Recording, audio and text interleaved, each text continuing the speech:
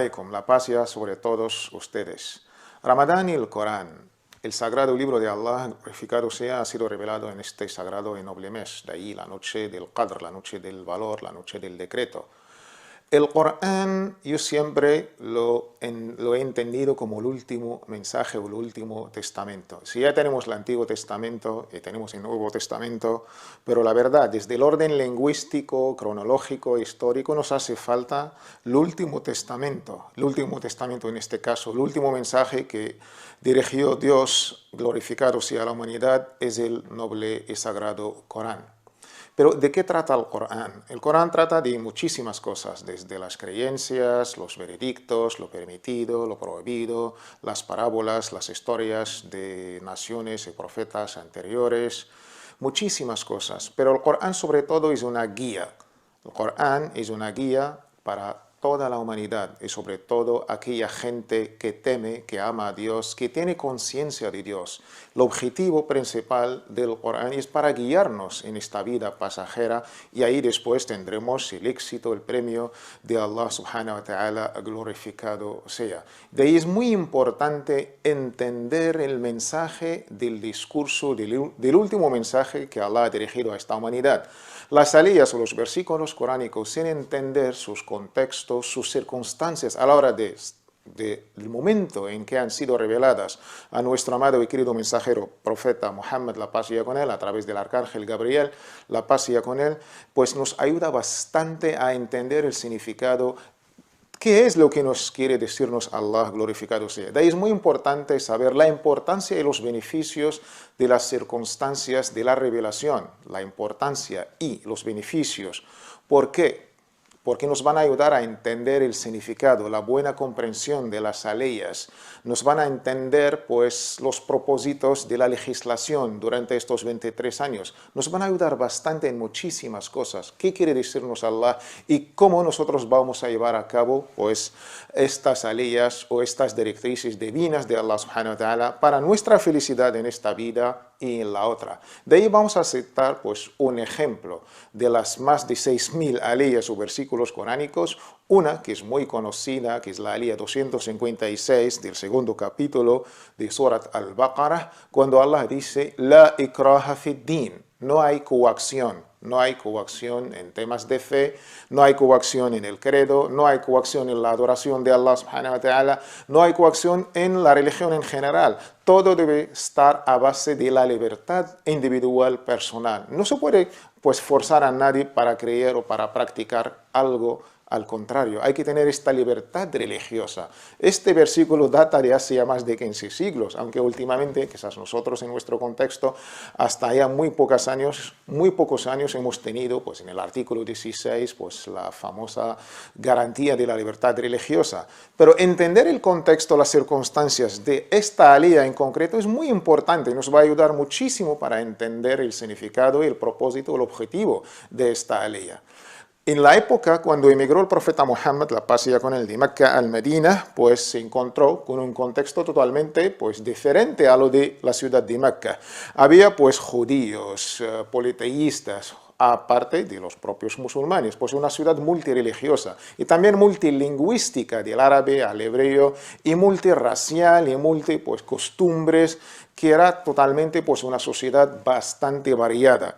Pues uno de estos árabes de las tribus del Aus o el Khazraj que abrazó el Islam, pues sus hijos se encontraban de viaje, de aquellos famosos viajes de comercio. Se iba desde el Medina hasta Sham, lo que hoy se conoce como Siria, Líbano, Palestina, estos países, para, pues, como la ruta de la seda, estos viajes de comercio. Pues un mes casi de ida, otro mes de vuelta. En este momento, pues ya el padre de estos dos hijos abrazó el Islam y tenía pues tantas ganas que sus hijos también abrazaban el Islam. Pero han tardado más de lo que normalmente debían a la hora de volver. Y la paciencia del padre pues se acababa, pues estaba tan impaciente pues sobre la vuelta de sus hijos para pues que abrazan como el Islam. Pues después de tardar un poquito más de lo normal, a su vuelta, pues el padre con toda la alegría, pues les habló del Islam, les habló del profeta Muhammad, la paz sea con él, pero sus hijos siempre pues contestaban papá, padre, déjanos descansar un poco, mañana, mañana, mañana. El padre hasta el último momento explicaba el Islam y no veía interés por parte de sus dos hijos, hasta que al final, en un día, los hijos le han confesado la verdad. ¿Y qué era esta verdad?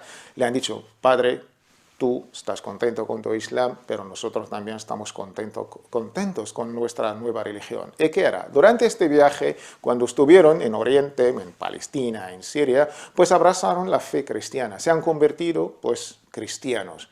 Y estamos contentos con nuestro cristianismo, total, no vamos a abrazar el Islam. Y podemos imaginar cómo se ha puesto el padre.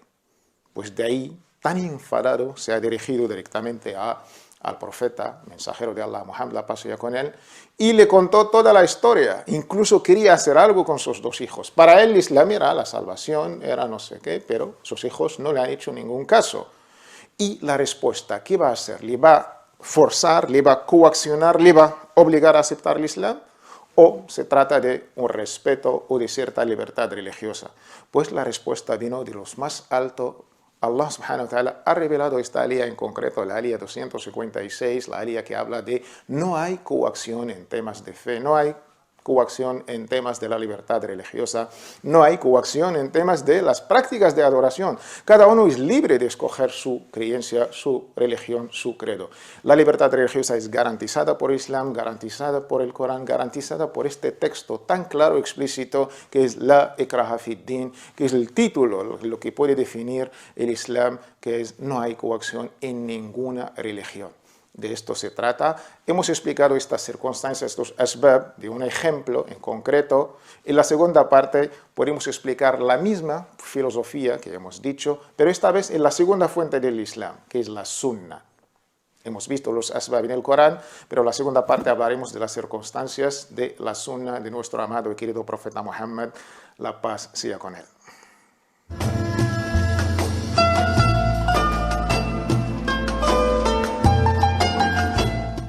Y de la Sunna, ¿qué vamos a decir? Del Corán a la Sunna, los asbab, las circunstancias de por qué ha dicho el profeta este hadith. Primero, ¿qué es la Sunna o qué es el hadith?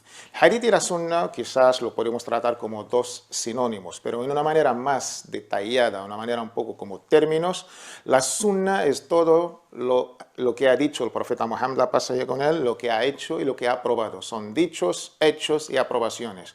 Lo que ha dicho el profeta sallallahu alaihi wasallam, pues debemos seguir.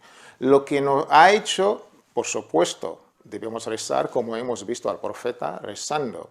Debemos hacer todos nuestros ritos según la manera correcta que nos enseñó nuestro amado y querido profeta Muhammad, la paz sea con él. Y las aprobaciones es todo aquel que ha pasado en su presencia, en la presencia del mensajero de Allah, la paz sea con él, pero él lo ha aprobado con un silencio, pero a veces con una gran sonrisa, significa que está de acuerdo. O pasó algo en su ausencia, pero después los nobles sahaba, los nobles compañeros, que Allah esté complacido con todos ellos, le han contado toda la historia a él, pues lo ha aprobado con su silencio, a veces con una sonrisa. Esto también forma parte de la Sunna, los hechos, los dichos y las aprobaciones del profeta Muhammad, la paz sea con él. De ahí es muy importante saber la importancia y los beneficios. La importancia y los beneficios del hadith, de las circunstancias del hadith. ¿Por qué el profeta ha dicho este hadith? Pues que nos va a ayudar bastante a entender el hadith en su contexto, porque esta historia que hay detrás nos va a ayudar bastante a entender el significado, qué quiere decirnos el profeta y por supuesto la dirección también de los juicios, los veredictos. Nos da también otra idea sobre la evolución de la sociedad musulmana durante estos 23 años que duró el profeta Muhammad, la paz sea con él, como mensajero. Nos va a ayudar a entender. A veces aparentemente vemos un dicho del profeta y otro y nos parece como son contradictorios. Es algo que es aparente, pero al estudiar y saber la razón, la historia que hay detrás, el contexto, la circunstancia, sí que vamos a tener la cosa muy clara y de ahí podemos entender mejor el propósito de la propia legislación, de la Sharia, del propio hadith, del texto coránico, en este caso de la Sunnah, y podemos sacar, deducir el juicio, el veredicto, para llevarlo a cabo en nuestra vida como individuos, como familia, como sociedad. De ahí yo creo que es muy importante, todo esto es teórico, pero un ejemplo en concreto para arrojar pues, un poco de luz sobre estos asbab, sobre estas circunstancias. De ahí el famoso hadith que habla de no es un acto de piedad, que ayunar durante el viaje no es un acto de piedad. Laysa min al-birri as-siyamu fi as-safar. Hacer la lectura literal de este hadith. El hadith es auténtico, narrado por los dos más grandes, el Bukhari y Muslim. No es acto de piedad, no es de ninguna virtud ayunar mientras estás viajando. Si yo hago una lectura literal sin conocer, sin saber la razón o el contexto por qué el profeta ha dicho esto, quizás cualquier viaje está prohibido ayunar. Pero tenemos otros textos que nos hablan de la permisividad, que está permitido ayunar durante el viaje. Entonces, ¿en qué quedamos? Hay un texto que permite, hay un texto que prohíbe. De ahí la importancia de conocer el hadith en concreto, pero sobre todo de conocer el contexto del hadith.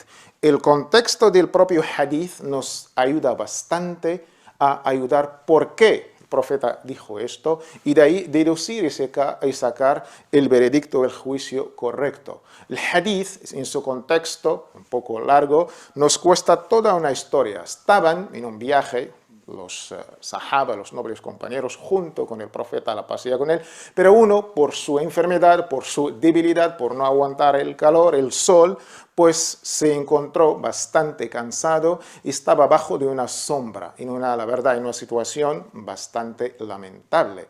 Y pasó el profeta, lo ha visto, pues bajo esta sombra, y dijo, ¿qué le pasa a este sahabi, a este noble compañero? De ahí, tener este contexto, esta circunstancia nos va a aclarar muchísimo el por qué. Dijo el profeta la frase, no es un acto de piedad ayunar durante el viaje. No es un acto de piedad que este señor enfermo, se ha puesto mal por el calor, por el sol, pues no es ningún acto de piedad. La religión ha venido para ayudarnos. Entonces, mientras estás viajando en un viaje y este viaje te va a perjudicar porque estás ayunando, pues no hay que ayunar.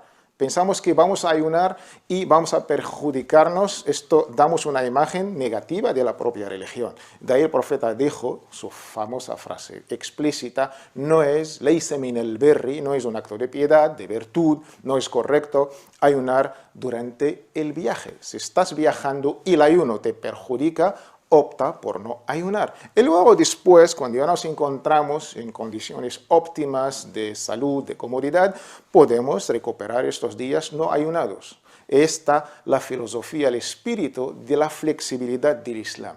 El Islam es para facilitarnos la vida, no para complicarnos la vida. Y esto, no entender el contexto, la circunstancia del hadith, podemos hacer una lectura literal de todo el viaje.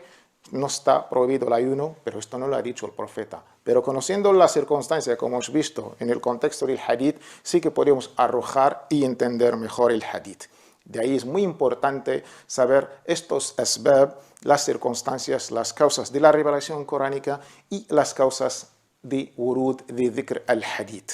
Muchísimas gracias y hasta otro hadith y hasta otra aliyah. Que seáis felices.